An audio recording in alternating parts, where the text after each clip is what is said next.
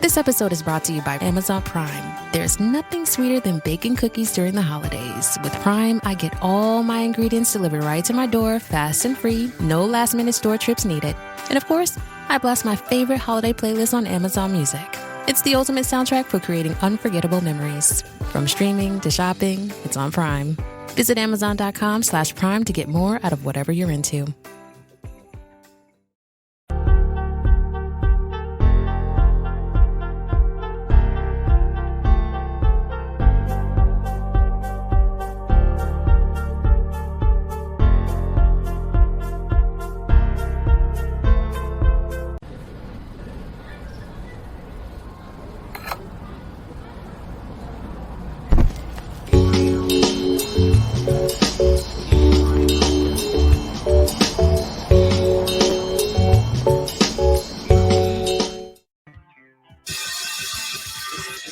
All right. Welcome back. If you're a veteran and you're struggling or feel like you are leading a path towards the darkness, stop and think about those who are around you. Think about how they truly value you, how they will miss you. You are not alone. You need to talk to someone. Someone will listen to you. If you feel like you'll be a burden to someone, or you don't feel like you should put that weight on your inner circle, call the hotline at 988 and take option 1. Don't make a permanent solution to a temporary problem. If you're a new listener, thanks for joining us. Please subscribe to our show on your favorite podcast apps. And don't forget to subscribe to our YouTube channel at _MisFitNation. It's _MisFitNation. This will keep you up to date with our latest news, episodes, and of course, our great guests. Speaking of which, our next guest is a military historian, former military intelligence NCO for both the United States Army and the United States Marine Corps. He's a war veteran of Iraq and Afghanistan. He has worked as an intelligence contractor for U.S. Department of Defense at the strategic and tactical level for over a decade in both Afghanistan and Southeastern Europe. He has expertise in military intelligence operations and strategic military analysis, as well as the Roman Empire and how their stunning successes contrast with our catastrophic overseas failures. So without further ado, let's welcome U.S. Army and U.S. Marine Corps veteran Matthew Reed to the Misfit Nation. Welcome, Matthew. Thank you, sir. Good to be here. It's great that we're able to connect and get you on here to tell some of your story to the Misfit Nation and share your journey from wearing the boots and suits to becoming an author, to also your travels around the world and some of your analysis of what's going on in the world today. Sure. I'll start with you. I'll just start with my early military career and go from there, give a summary. That'll work. So I graduated from the University of St. Thomas in Houston in 2003 with a BA degree in history, specializing in the history of Western civilization and then, of course, military history. Studying the Roman Empire is a very big part of history training, especially if you go into a Catholic institution. I would personally argue those institutions are probably better for learning the military history of the Roman Empire than most military academies are, just so they go into a lot more detail. So I had that degree, got out, I enlisted in the Marine Corps. I was originally a grunt in the Marine Corps. I only did 4 years, got out, did write a book the last few months I was in. I tried to market through an independent publisher. That didn't go so well, and having to pull it out, rewrite it, and then republish it. First regular job I had was selling cars at the Archer Dodge dealership, just in Stafford, outside of Sugar Land, Texas, all kind of near Houston. Didn't last too long in that job. I guess I'm just not that good of a liar or a BSer. So, yeah. So I left that job and got perhaps a more honest living, working as a doorman at a couple of topless strip clubs in West Houston. They were actually run by a former mob boss who was living under federal witness protection. There was a news story on it sometime later. Then I went back in the military, went to the Army, and that's when I went into military intelligence. That's when my career and current lifestyle really got launched. So I went into the Army, went to the Human Intelligence course at Fort Huachuca as a MOS-T, did the course, came out, went to my duty station, Fort Wainwright, then went straight over to Iraq where the unit was already deployed. Did about 6 months there as an interrogator with the 184th Military Intelligence Company. Did a few interrogations. I interrogated some top-level HVIs, long as I did, I believe, exhausting, mentally at least. And came back to Fort Wainwright, went to some more advanced courses like the Source Operations course, SOC, we used to call it, the Joint Source Validation course, where you're learning different types of tradecraft, more or less. And then we deployed to Afghanistan in 2011. I was a non-commissioned officer in charge for my brigade's S2X Human Intelligence Shop. I had a small number of humaners and analysts working under me, good kids, all of them. And most of them were soldiers on their first deployment. It was a little bit of a rough time for them, but, we got them all through it. And I came back to Fort Wainwright, got out of the Army for a lot of reasons. I'm not going to lie, that deployment sucked the life out of me. It really did.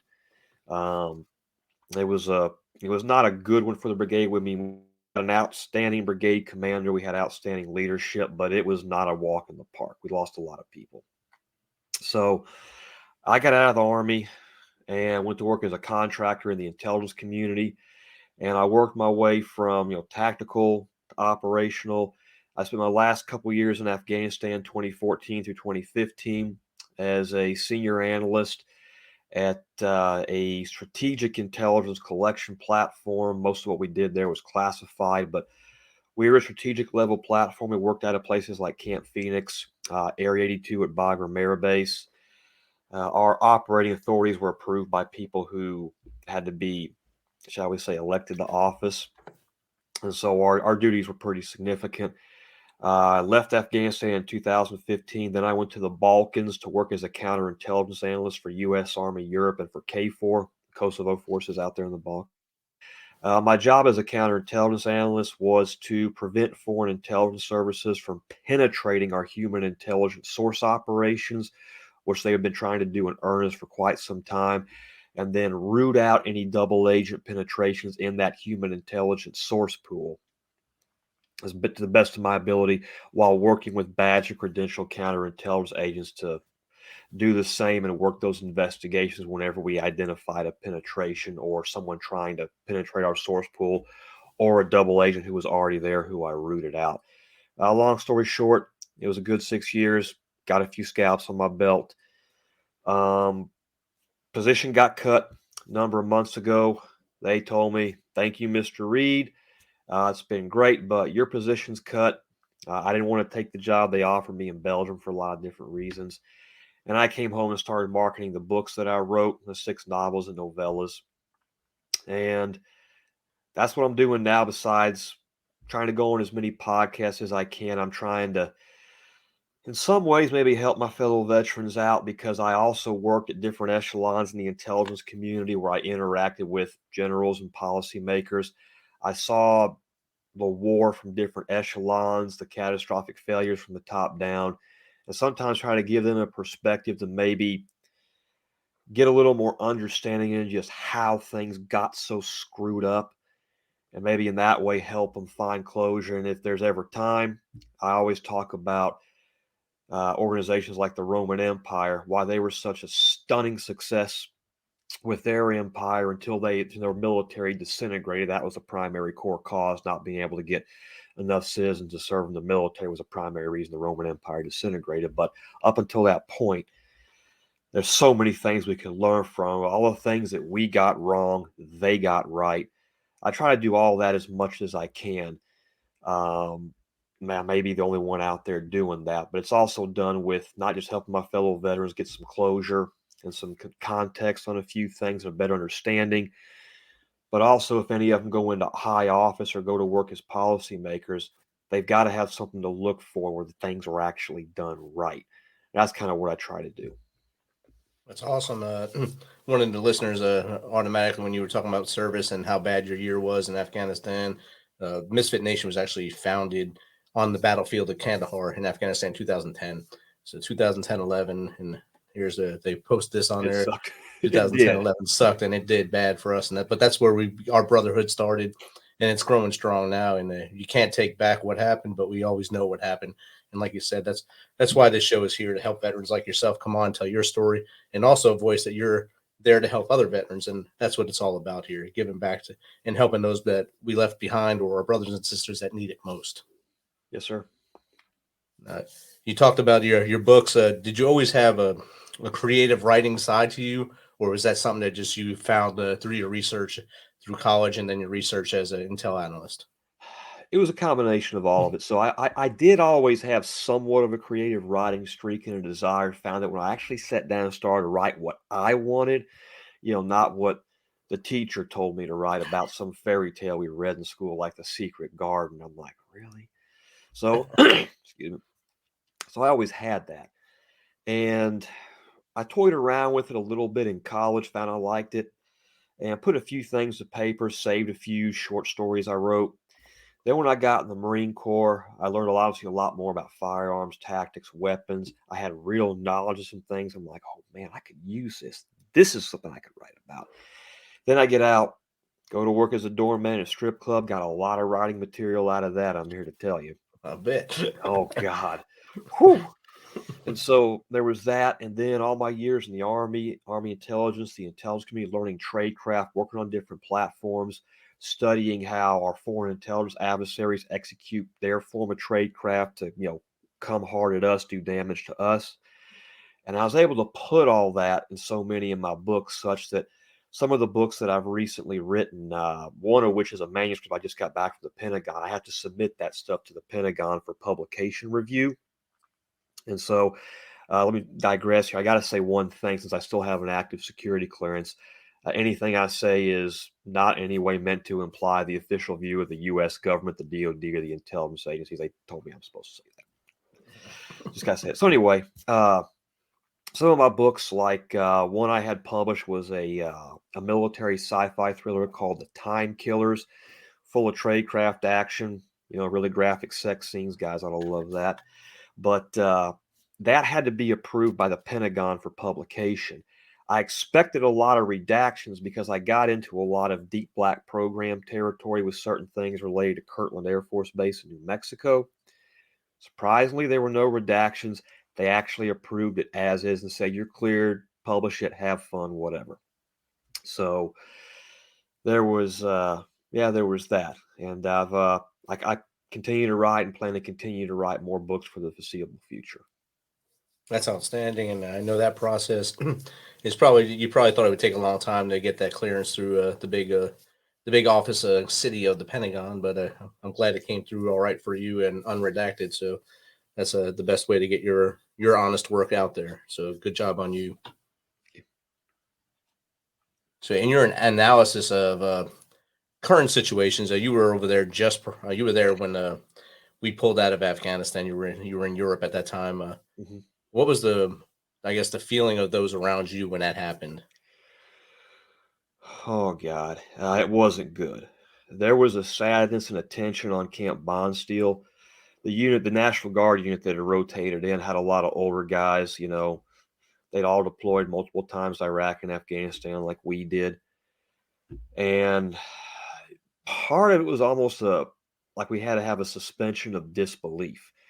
The president had told the Pentagon, we are leaving, we are withdrawing. And it looked like there was no planning done by the contingency planners to get everybody out. And the whole damn thing was a massive Charlie Foxtrot. The incompetence at which it was executed bordered well past being criminal. So we watched that. We watched those 13 Marines and sailors and soldiers die when that suicide bomb went off. When I heard that they were using North Kabul Airport as the fallback point, I thought somebody had read a Duffel blog article, honestly. Because I honestly didn't think our flag officers were that incompetent and that bloody stupid. I'm like, guys, when we were planning the initial withdrawal back in 2014, my strategic platform I was on, we were part of that on the periphery. So I had some window and some insight into that. And the plan was always, to use Bagram as the fallback point. It's a massive airfield spread out. It's got massive standoff distance. Any basic tactics soldier, Marine infantryman understands that. If somebody came at us across those rolling hills of open terrain, an Apache or a drone could smoke them like that. That was always the original plan. The original plans were very well thought out. Okay, I saw some of these things being war gamed, pretty thorough. And then to watch what happened, of course, they're using Kabul, which is tiny, surrounded by elevated positions. We would call that potential for a fire sack ambush, the worst kind of ambush you can possibly be caught in, especially in an urban area. I remember looking at it and thinking to myself, I thought, Jesus, I said, one or two squad of Taliban with some, Soviet-made mortars and some rockets could turn that whole thing into a catastrophic bloodbath. And then when I saw the Marines and sailors that were trying to pull people into the gate, that one gate they were at, I used to drive through and up and down there periodically when I was in Kabul in 2013 and 2014. And I just remember thinking, aside from being a perfect place for an ambush, that is one of the worst places you could detonate a big suicide bomb, and the explosive blast would be canalized by those concrete walls on either side. And whoever's in that checkpoint is going to get smacked. And that's exactly what happened. And a part of me looks at this and says, okay, I'm a historian on top of everything else. I honestly came to the conclusion that we were going to probably lose this war when I was deployed to Afghanistan in 2011. I was at FOB Masumgar. I had just seen one of my soldiers off to go on R&R, made sure he got to the Black Hawk Specialist Benjamin Latta, good kid. So made sure he was good. And I went up to the HESCO barriers on the left side of our main gate and looked out, and our engineers were doing a route clearance, right? And we've been out there a number of months already. We had taken over from the Canadian paratroopers, and we had some human intelligence. We had an ODA unit a few clicks north, had good intel networks. We had PTIDS blimps, drones, periodic satellite overflights we could access in the intel shop. And in spite of all that, and frequent patrols, presence patrols, whatever, while we're doing route clearance, the engineers are hitting IEDs left, right, and center. Boom, boom, boom, crump, just constantly. And I can't remember how many IEDs they found. It was a lot. Some of them had not been there that long. I thought, okay, after all the billions and hundreds of billions of dollars we've spent, after all the lives we've lost with these insane rules of engagement trying to win their hearts and minds, which, by the way, has never worked in Afghanistan. The Persians tried it 4,000 years ago and ended up saying to hell with it and left. Cyrus the Great of Persia, yeah, that was what his undoing was, trying to win the hearts and minds of the Afghans. So I knew as a historian that was never going to work, but I was told, keep your mouth shut and execute Sergeant Reed. And I said, yes, sir, and did it. But I looked at all that and I thought, they got all those massive IEDs planted right under our noses after we've been here over a decade, after all the lives lost, hundreds of billions of dollars spent and wasted, efforts to win their hearts and minds, intel networks, satellites, drones, and they still pull this off. I looked at that. I looked over my interpreter and I said, I don't think we're going to win. I said, we're going to stay a while longer, and then one day we're going to leave, and it's going to be just like when we pulled out of Vietnam in April or May of 1975 with the helicopters in Saigon taking off the embassy. I thought it's going to be something like that, and unfortunately, that's exactly what happened. It was definitely to put it lightly, a shit show, and it was not pretty for the eyes. Just the early days before the explosion were horrific and nuts enough. Seeing the babies getting thrown up into the concertina wire, and the sailors and soldiers that were there, young sailors and soldiers, having to see that and make that choice: do I lean over into that concertina wire, save this baby? And then you're looking at the person that threw it, knowing that they're throwing that baby, and they know this is that baby's only chance for freedom. Only chance for a life, because the Taliban's going to take over here within days. One of our guests is one of our listeners. I truly hope the echelons at the top have realized how bad they screwed that withdrawal up, and they do better in the future, because that was an absolute shit show. He's damn right. Yeah, and there's this is where I can offer some historical context to help us wrap our minds around what some of the core problems were to how this thing got so jacked up. So let's look back at try our own history, say the Second World War, right? We basically built a new military almost from scratch. We took on 2 technologically superior military forces, and we crushed them out of existence in about 4.5 years. There are a lot of core reasons why we were successful. Let's contrast the reasons we were successful with how we did things in Iraq and Afghanistan. So in World War II, the second we have a declaration of war, the National Command Authority, the generals, the first thing they did before they came out of their meeting was articulate a clear strategy and a clear objective. And they made sure it was usually in a couple of sentences. They were following the Roman Empire's model. They said, we're going to annihilate the empires of Germany and Japan and secure their unconditional surrender. That was it. And if you asked a diplomat, a senator, the president, a general, a soldier, sailor, airman, a marine, or OSS agent, what is our objective? They would have all said that, repeated that phrase, and the answers would have been the same across the board. It is a clear objective, and we applied, of course, overwhelming force, or what the Romans would call total war, to achieve that objective, to the point where we targeted their civilian populations for incineration with firebombing and then later atomic bombs to basically beat the fight out of them, for lack of a better description. But so we had a clear objective. Okay. Another thing we had in World War II people forget about is our political elites, our senators, congressmen, president, the policymakers who came from the Ivy League universities. They were drastically different from our political elites for one primary reason. Whenever the nation went to war, it was an American tradition going back to the Revolutionary War. When a war happened, the sons of the elites had to stand up and become officers, either combat arms officers or intelligence officers in all branches of the military. The elites were expected to put their own kids at risk, along with all the kids from the middle class and the working class. Period. End of discussion. So, World War II, for example, Franklin Delano Roosevelt's sons were Marine Corps officers, infantry officers, and pilots. Had he wanted to, as president, he could have pulled them back and said, take them off the front lines.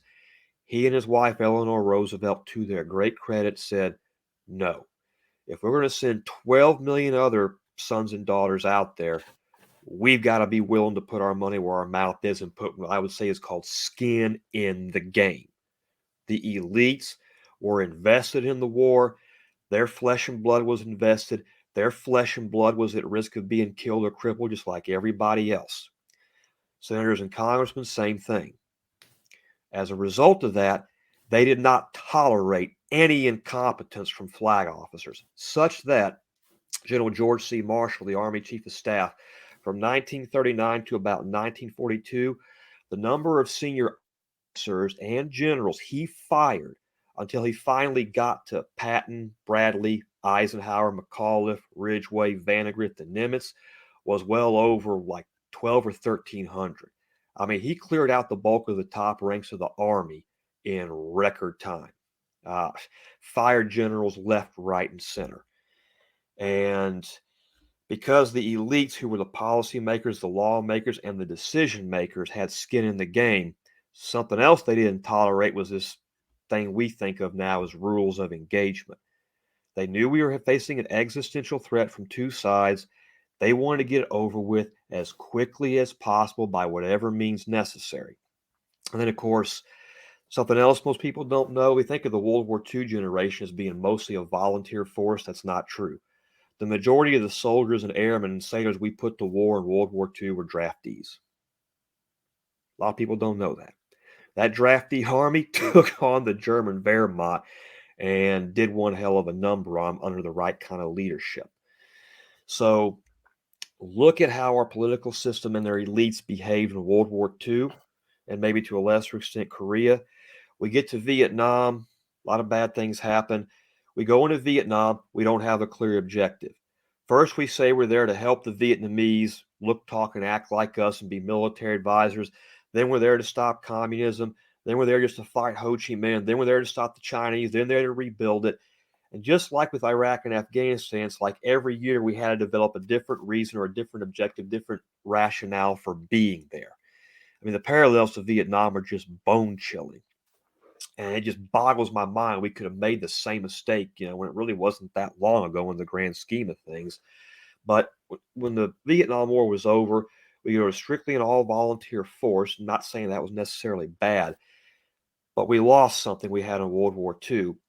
The elites and the people who have the money and wield the power in the United States, and the money and political classes, 99.999% of them have got zero skin in the game.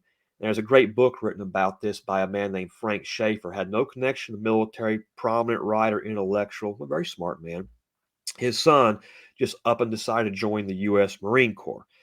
And he wrote a book about it called Keeping Faith, about how it changed his life. But then he went on to write a book with another woman. I can't remember her name, but she used to work in the Clinton administration, I believe. It was called AWOL, The Absence of America's Elites and Prominent University Members and Graduates from Our Nation's All-Volunteer Military. And he's also a fairly well-educated man when it comes to history. And so go back and look at the Roman Empire.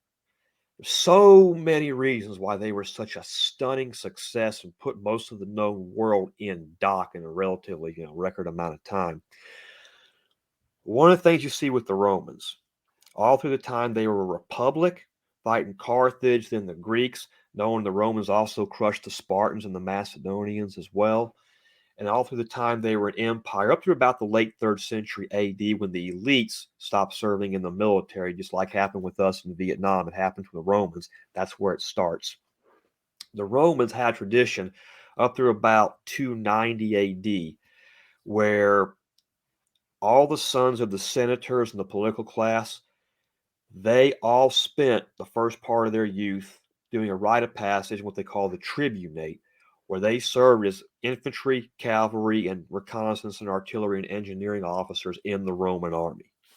Most senators and most emperors, in a lot of cases, that's how they started their careers out.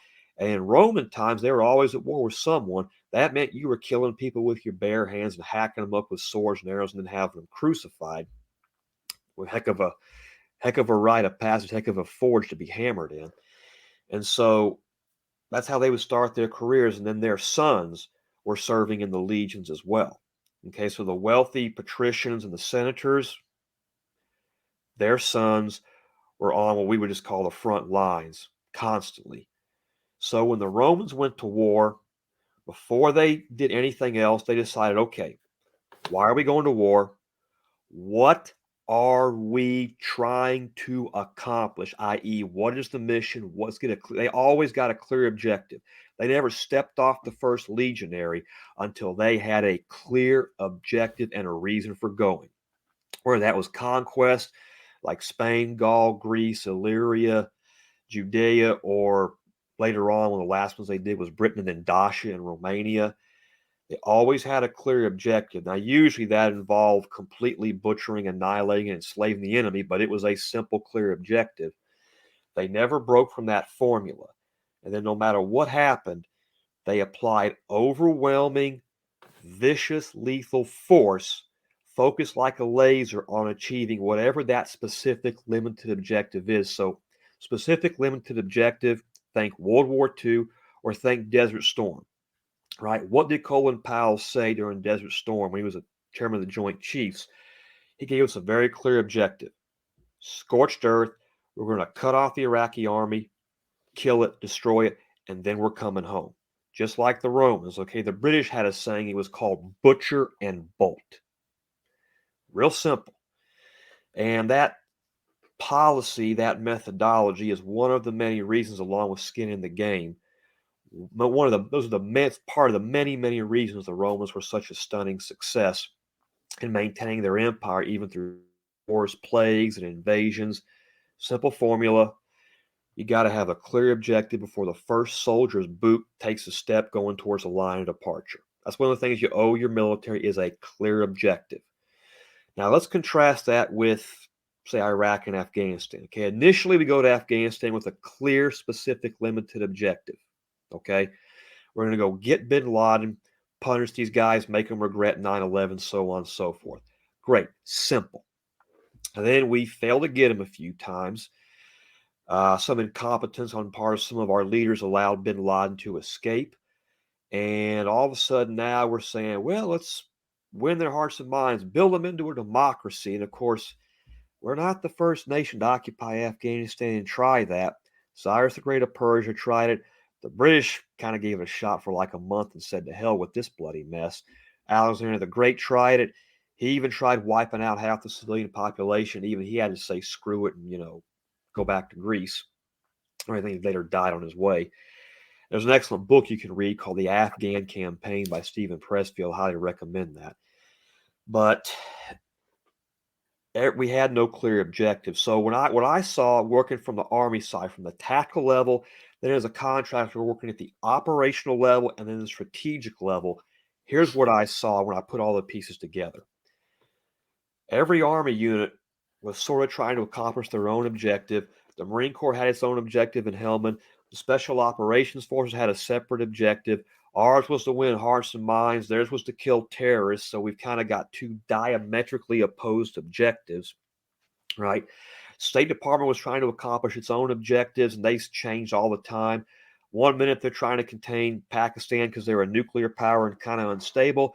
The next minute they're trying to do women's rights in Kabul or something like that, or women's rights in Kandahar. And then the CIA had its own strategic objectives.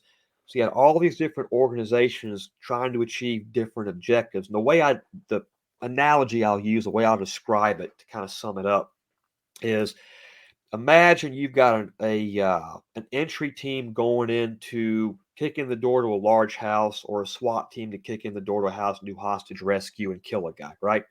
Your objective, if you're in that entry team, is kill this one guy, rescue that hostage, okay? You got your shooters, your door breacher, your commander. You've got a unit commander further out, hostage negotiator, and a couple of snipers, okay? And if you're all trying to accomplish that same objective, you all work together, you focus like a laser, bam, you hit it hard, get it done, get out. But what if, in that scenario, each shooter, the breacher, the medic, the commander, the negotiator, and the sniper are all trying to accomplish different objectives when they go through the door?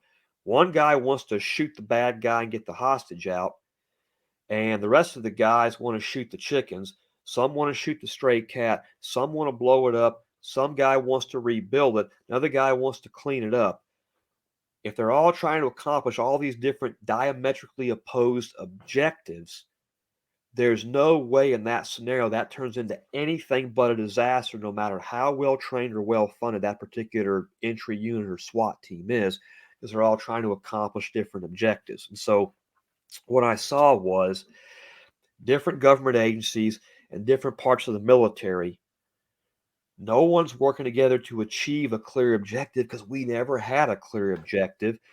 And I used to watch our generals go in front of Congress, and in some cases, I think those men knowingly lied to Congress and perjured themselves. If they thought they were telling the truth to Congress, then they were severely misinformed. Up different reasons for why we were there, and then every year the generals would testify before Congress and say, okay, congressman, senator, whoever, we've turned the corner in Afghanistan, right? Every year they've turned the corner. And it got to a point where someone, I think it was Senator Elizabeth Warren, stood up and said, we've turned the corner so many times in Afghanistan, boys, we're just going in circles here. And so that lack of a clear objective, I saw how that played out, and I can see what a disaster that is when you contrast it with the stunning successes the Romans had, where they rarely went into national debt and actually kept costs under pretty tight control. One reason is they always had a clear, limited, specific objective. They never deviated from that formula, no matter what it was. In our case, that was where we screwed up royally. When you have that kind of a screw up at the top, a massive conceptual failure, doesn't matter how good your soldiers, sailors, airmen, or Marines are. They can be the best trained guys on the planet, but they don't have a clear objective. Whatever you send them to do is going to turn into a disaster. History shows that, and we just saw it happen twice. Definitely. We've definitely seen it twice, and it'll repeat itself as our same political climate stays the way it is now. It'll continue to snowball until we're speaking a different language or using a different currency here.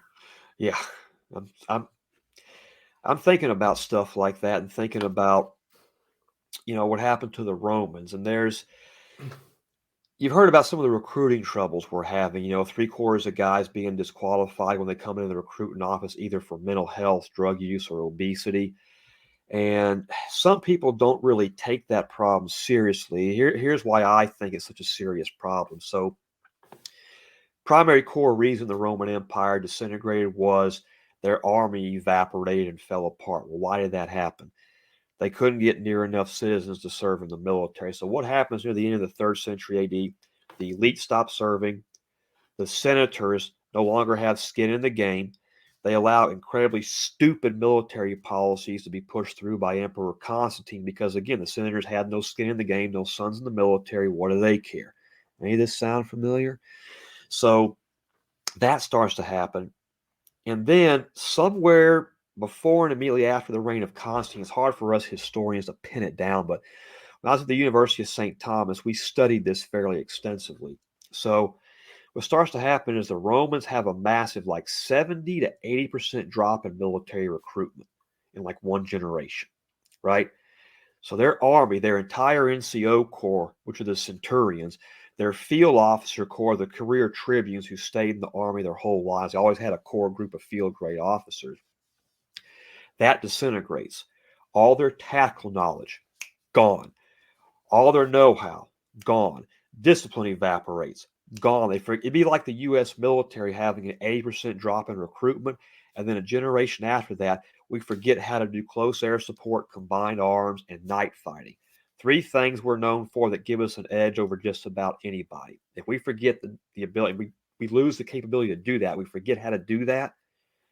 The U.S. military would be nowhere near as good and effective tactically as it is now. That's the equivalent of what happened to the Romans. A lot of their ingenious tactics they had were never able to be replicated because no other professional army there. Well, there really weren't any professional armies again until like the 18th or 19th centuries, and no medieval armies could ever replicate the type of tactics the Romans used. It required a professional army, constant training, discipline, so on and so forth. But in the 4th century AD, after Constantine, what do the Romans have to do to compensate for the fact that their army is pretty much disintegrating? They bring in millions of unassimilated barbarian tribes who they used to beat the holy hell out of all the time, the Goths included, who they drove out and partially annihilated in the 3rd century AD. They bring them in by the millions.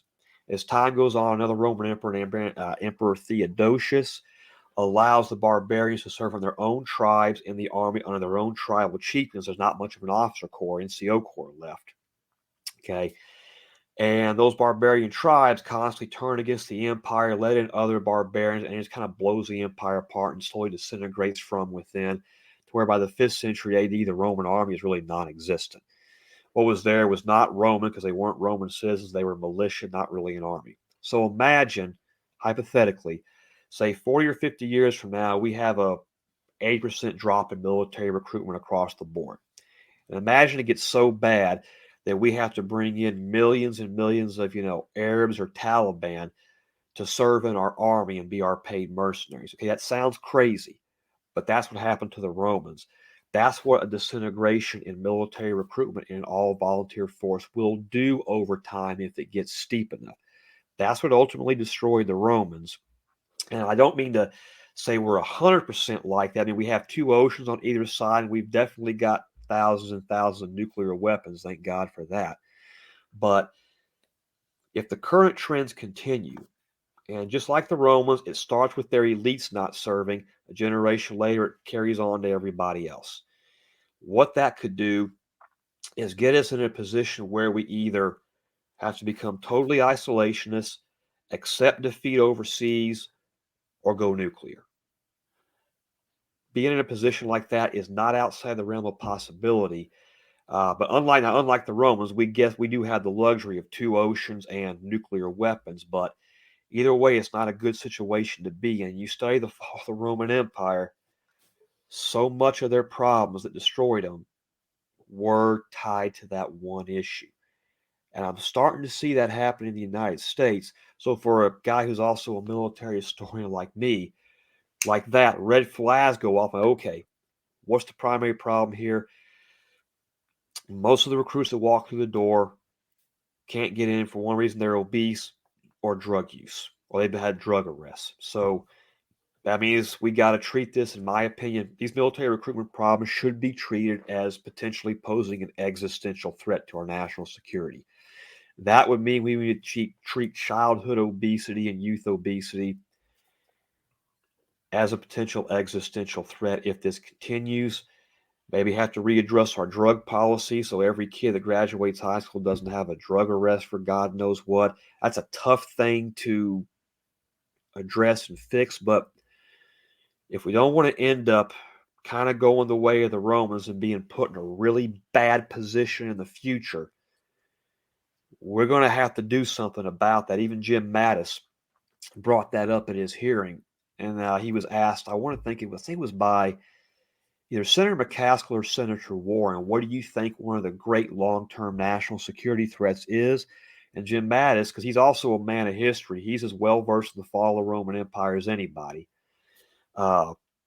He said childhood and youth obesity, because like most historians, math can make the connection between that, military recruitment, and what the core problem was in the fall of the Roman Empire.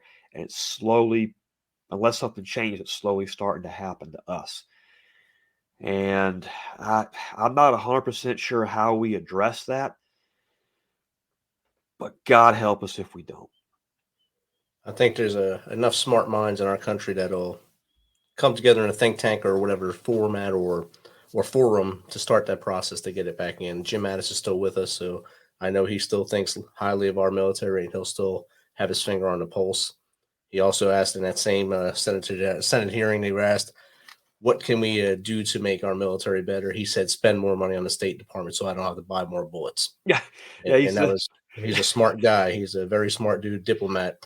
And I mean, you're obviously a very well-versed historian. I'm sure the audience enjoyed the history, the talk about history there, because we don't usually have someone that's as passionate as you are on here, and we appreciate that. I also want them to know how to get in contact with you, Matt. So how do they get in contact with you, just to talk to you, or even to find out more about your books and your works now? Outstanding. So easiest way to get in contact with me, if you look at my Amazon author page, my author email is hybridnovelist@yahoo.com, and it's there on the author site. It's also on my bookbub.com author site. You can look at either one of them there. It's hybridnovelist@yahoo.com. Awesome. And the website will be on the notes. It's going across the screen right now on the bottom. Matthew, thank you again for your time tonight and coming on and sharing a history lesson with us and that perspective of where we should be as opposed to where we are. It's always enriching for us to get another opinion on here. The listeners were all over it, and they said, heck yeah, they enjoyed it. Thanks for everything you said, they said. Yeah. There's one of my books in case anybody was wondering. All right, hold it up there. We'll do this. There you go. Yeah, there you go. Awesome. No, but yeah, it was. Thank you for having me on, brother. I hope I offered the strategic perspective and the historical perspective. Maybe some guys found that useful. I hope they did. I'm sure they did. One of the comments was, heck yeah, enjoyed it. So that says it all right there. So thank you. Thank you for having me, sir. I sincerely appreciate it. God bless you, and to all my fellow veterans out there. It hurts, guys. I know it, but best thing we can do is understand how we screwed up and figure out how we can all put our heads together to make sure we don't screw up again. Heck yeah. Thanks again, Matt. Yes, sir.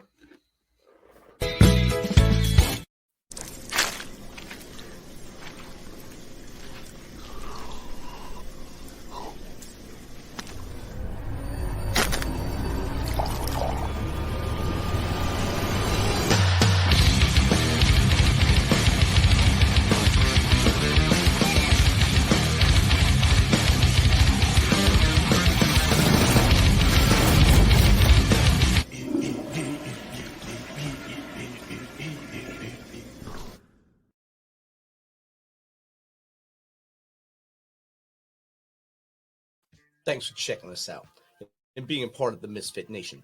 Don't forget to visit our website at themisfitnation.com. That's themisfitnation.com to catch up on all of our episodes and also to get some of that great Misfit Nation gear. As always, be humble, stay hungry, and keep hustling, because we are